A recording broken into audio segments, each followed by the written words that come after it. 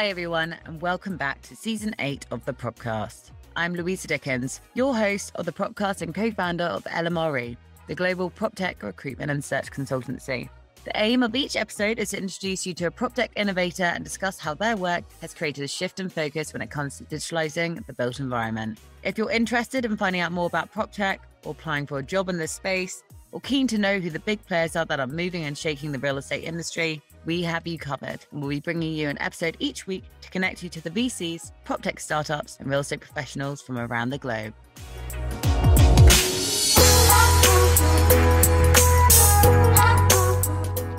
Today on the Propcast, we will be discussing how to democratize private market real estate for everyone. And our guests are Ben, co-founder and CEO of Fundrise, and Alison, who is the CFO. Welcome to the show, Ben and Alison. Thanks for having us, Lou. Excited to be on Propcast. Yeah, pleasure to be here. Thank you.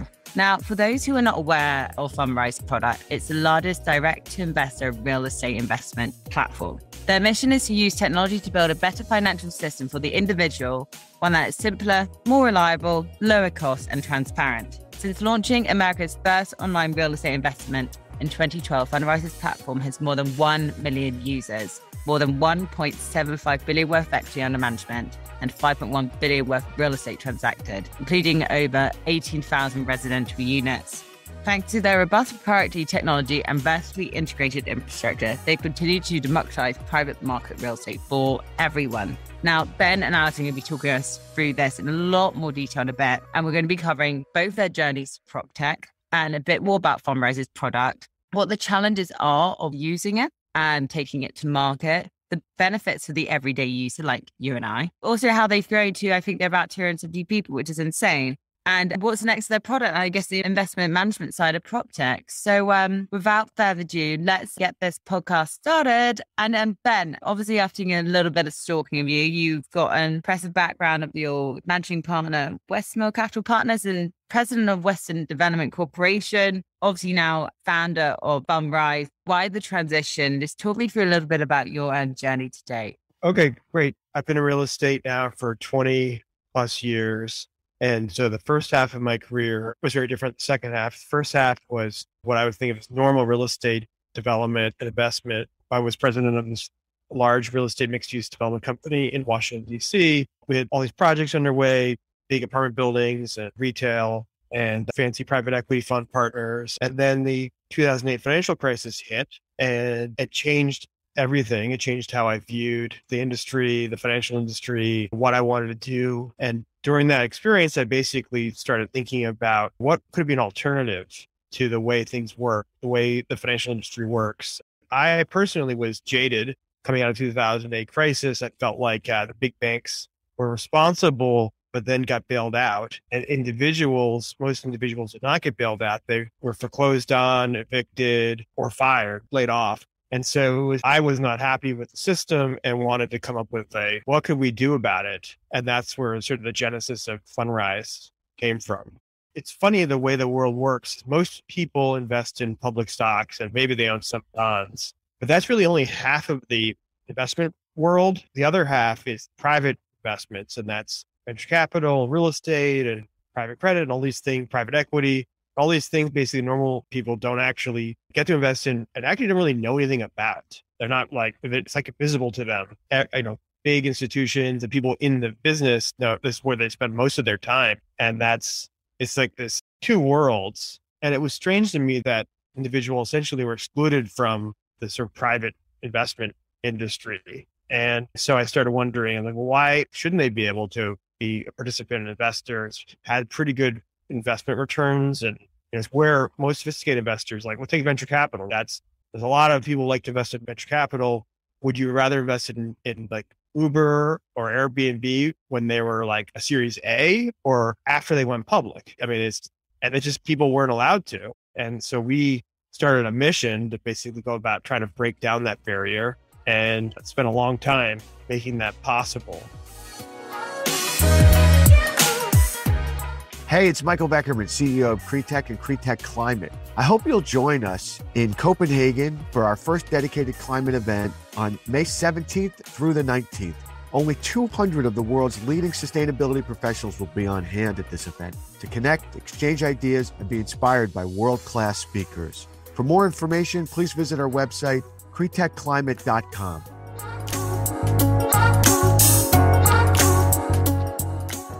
We'll talk about some of your returns later, but I saw an impressive stat of about 22.99% for, I think, was it last year? We'll talk about that a bit later because I'm sure the audience would love to hear a little bit more about how you get to that. Now, Alison, you have obviously joined as CFO, which is obviously a big move for you. You spent your entire career in sort of investor protection roles, been obviously the capital markets. You've worked for KPMG. You also, I think it's the chief accountant of the Division of Investment Management at the US Securities and Exchange Commission. So you've gone from these huge, large businesses to obviously Fundrise. Talk us through that. And what's the transition like going from obviously the traditional sort of capital markets investment zone to a fast growth tech company? Yeah, thank you. I was lucky enough to join the company just last April. And as you mentioned, my entire professional life has been in investor protection roles as either a regulator or an auditor. But because of that, this investor-centric mission that Ben is obviously so passionate about, it really resonated with me. That mission focused on building what's best for the individual is just really incredibly motivating for me. So it was an obvious choice to go work for a company that was so investor-centric, but it wasn't an obvious choice in that my prior roles were really focused on accounting and audit. As chief accountant at the SEC, my role was really focused on compliance, disclosure, regulation, financial reporting, and a CFO role obviously encompasses much, much more than that. I think especially at Fundrise, or really any tech company that's truly innovative, our business encompasses much more than even a normal CFO role because we're a real estate operator, we're an asset manager, and we're a software technology company. And so the work to manage the finance operations of that is really broad.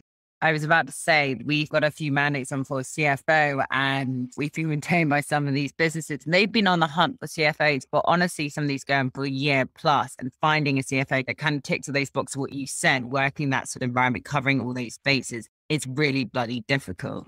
Yeah, well, Alison will not be surprised that I start with the challenges. So it's funny, like which challenge is the most important one and what's difficult? And I was thinking about that ahead of this conversation. What I feel like I'd want to say is we went out to people and said, hey, there's this thing that you couldn't do before that you didn't know about that everybody who's a sophisticated investor does.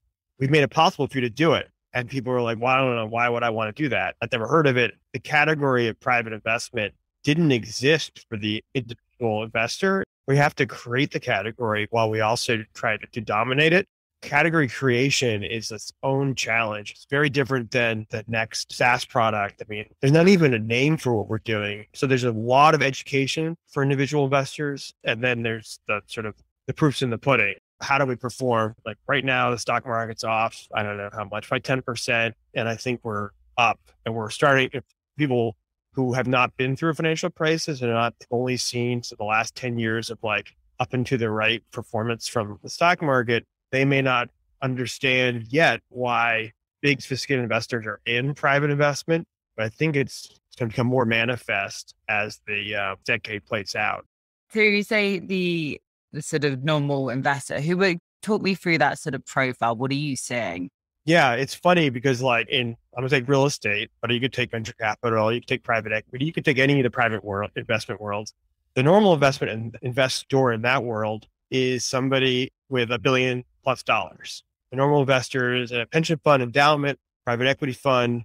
You're not really a meaningful player unless you have in the billions, and you're not served. You're not like a customer of those institutions if you have millions of dollars, and probably not even tens of millions. Like maybe they made a little sleeve for you, but you're not really their core customer. It's not who you're focused on. It's just very much a different world. And so most people don't have billions of dollars or hundreds of millions of dollars. Most people have hundreds of thousands of dollars or tens of thousands of dollars. It's just like, it's so vast a difference. Having even really heard of or done private equity investing in their life, which is way beyond their sort of normal experience. So the normal investor is in person. Basically, consumer products are built for people, but most financial products are built for institutions. So could someone like, I don't know, what's over the profile of the person that uses Fundrise? Well, what is it then? It's so axiomatic, it's hard for people to recognize. A person uses our product and an institution uses, Blackstone or Starwood or Sequoia. It's not people who are the actual customers of those sort of traditional investment platforms. So people are the consumer of our platform, and we have investors, who are millions, tens of millions of dollars, and we have investors who have tens of dollars, just like Amazon or just like Netflix. It doesn't really matter to me if you have a lot or a little. What matters is you understand what we're about, you like the product, and we serve you. And I guess it's the same service as well. You're not going to be treated differently to the person who, I guess, has more capital or money to invest in their pocket. I was doing some research the other day. Can you believe it that some of the biggest companies in the world didn't exist 30 years ago? The likes of Facebook and Uber. On the other hand, real estate is a total juxtaposition, being the oldest asset class in the world.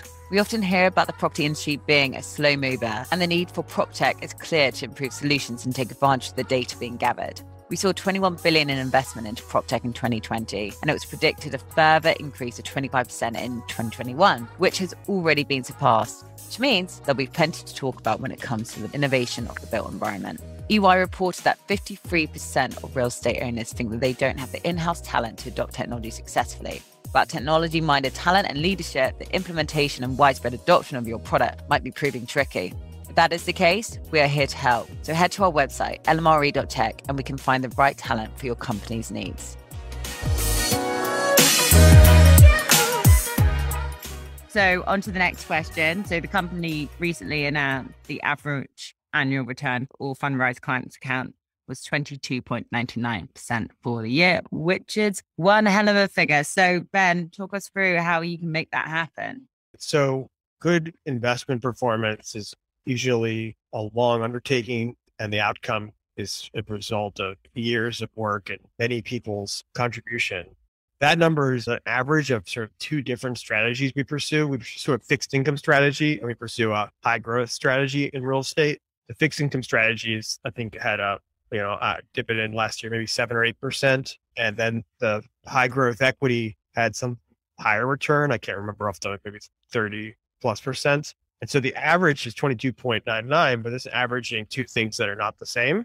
And people usually come on looking for a high yield or fixed income outcome or a long-term high growth. And even that number of 22.99 is like not really like capturing what's happening in our performance. Like an 8%, 7 or 8% yield is actually very high. Most deposits get close to zero and bonds get 2 or 3% yields. So 7 or 8 is pretty good. And then, equity returns in the 20, 30, 40%, that's like even better. So then underneath of those two strategies are like different work that made it possible. And there's a lot of different ways to talk about it, but two main parts, right? One is we have a structural technology advantage. And the second is we have teams of people who are doing the work to drive great results. And those are like two different, depending which one you're more interested in, they're different in-depth answers. Yeah. Well, I guess that kind of ties in nicely to the next question. Obviously, you can't grow a business and obviously have all this incredible output about obviously growing your team. So you have your tech team, which you said is obviously incredible, which makes you be able to build that sort of product. But then also you have non-technical side of it who sort of makes it happening, does the strategy, does the business development, helps out with obviously the investments, all of that. So I'd love to hear a little bit more about how you've gone about that growth. You've attracted people like Alison, who've come from obviously the consultancy sort of capital markets sort of side. So yeah, you can go into sort of more the tech front, and then maybe Alison, you should be in a good place to talk about, I guess, growing and how you guys have gone about sort of growing the team and attracting people from all other industries for Fundrise. Yeah, no, I think that's a great question. We've literally doubled the team since I joined last spring. And I think it's an understatement to say that hiring is a daily effort for our entire team. As we said before, over half of the company is technology talent. We obviously source hiring and people from software and tech companies, but ultimately we're looking for smart people with a strong work ethic, low ego, who really care about the individual investor. And I think I would say there's two things in my mind that have really accelerated our ability to find the right team members over the last year.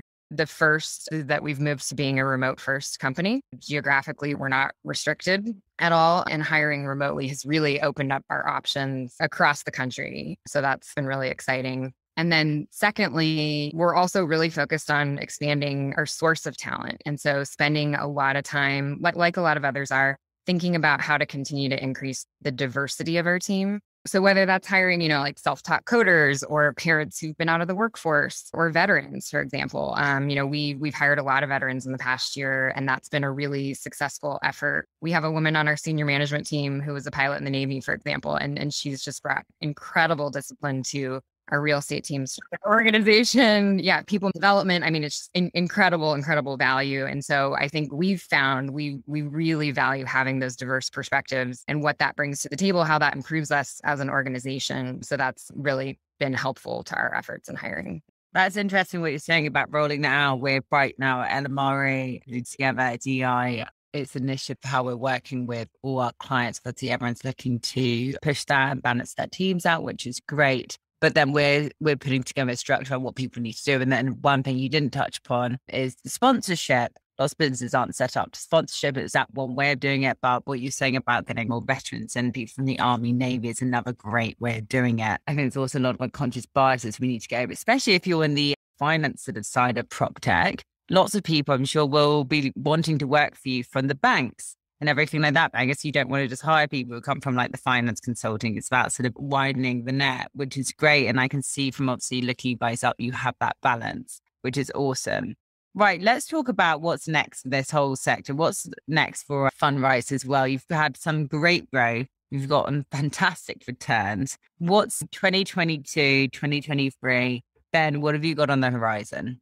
One thing that I didn't expect as we achieve scale is that we can do so much more than I imagined. So we're actually now whole new initiatives underway that are distinct from the original idea. And one of them is a true prop tech initiative that will probably publicly launch later this year. The goal is to really change how investment analysis and operations is done in real estate and maybe broadly finance. It's an extremely old-fashioned sort of handcrafted product. It's like a cottage industry almost, the way that people go about running their investment operations.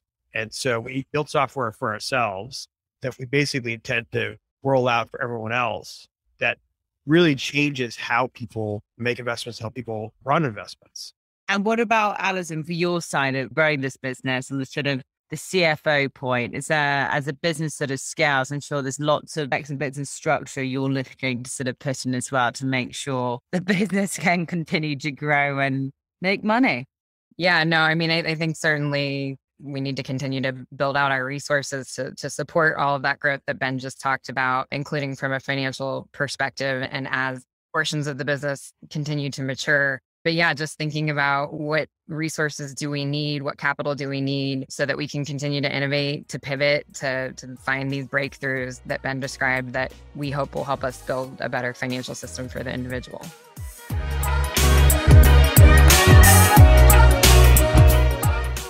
Hi, I'm Nelson from Property Quants. We run a hands-on, in-depth course that will teach you to apply data science and machine learning to real estate. To learn more, visit propertyquants.com/training. We also run a revolutionary course that will allow anyone to gain data science skills without needing to learn programming. To learn more about that, visit thenocodecourse.com. On either site, be sure to key in the code LMRE5 for a special 5% discount.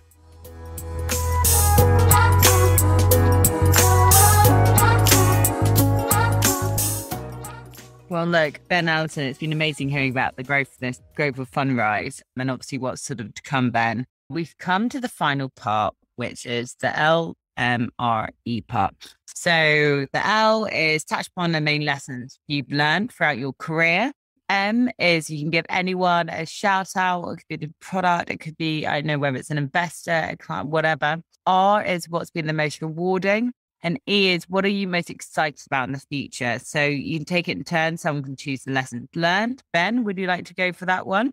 All right. Lesson learned over the 10 years building Fundrise. So we have these principles in which we try to make better decisions. And one of the operating principles is you have to build your business on bedrock. And what I mean is a lot of times with something you're trying to figure out or you're working on a problem, it's not enough to ask the question. You have to ask the second question, the third question. You have to keep asking why until you get to bedrock. You dig down to the first principles of something. And that's where you know you've hit like the foundation of something where you'd want to stand up the business. So that could be anything from when we started Fundrise and we were looking at the regulations, people said, well, individuals can't do this. Individuals can't invest in private assets and private investments. I said, why? That's just how it is. I'm like, which regulation? Show me. I want to read it. And then we went to the SEC and said, why can't we do this? They're like, oh, you can do this. Just no one ever has done it.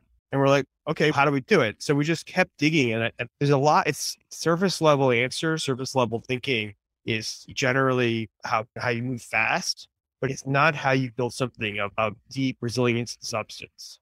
Agreed. Well, he's laughing now. Why bloody not? Okay, right. Alison, is there anyone you'd like to give a shout out to or a product or anyone? I'm probably going to go off script here a little bit, but tech company to tech company, my Whoop, it's wearable technology that measures your sleep, your strain, your recovery. And I'm obsessed with it. It really helps me be my best by focusing on good sleep and getting enough exercise. And I think anybody working in the tech industry, but especially prop tech being so nascent and there's just so much growth, I think focusing on how you can be your best is really important.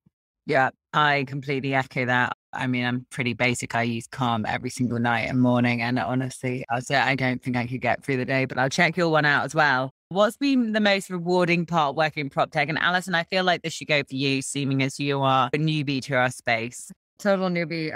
I mean, I think it's such a nascent part of the tech industry. It's been being able to see all of the like truly unique, innovative ideas at this stage. So I think similar to investment management, my background, which is also like real estate kind of rejected a lot of massive innovation to date. It's really fun being a part of prop tech at this stage when it's really starting to take off. The diversity of ideas is really rich. Lou, you and I were at a conference last fall, Blueprint. I don't know if you made it over to the innovation stage where founders of new companies were sharing their ideas. And I thought that was just like a really incredible learning opportunity and so many unique ideas. Yeah, no, I completely agree with you. And also shout out to the BIC.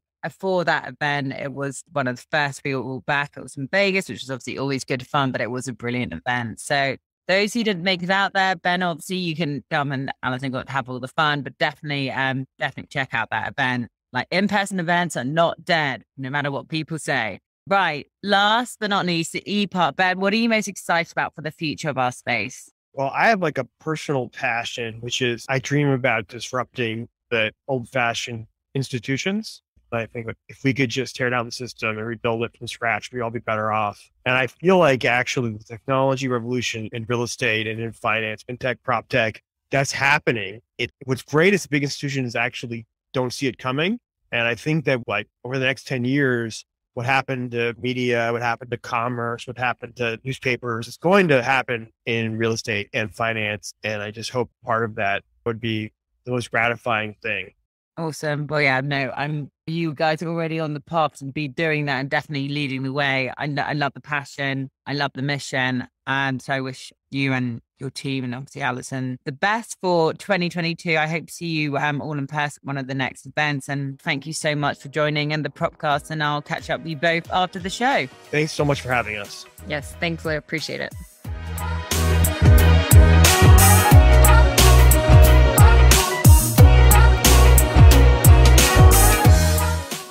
Thank you for joining us this week on the Propcast, and a big thanks to our guests and our sponsors, Cretech and Reamtech.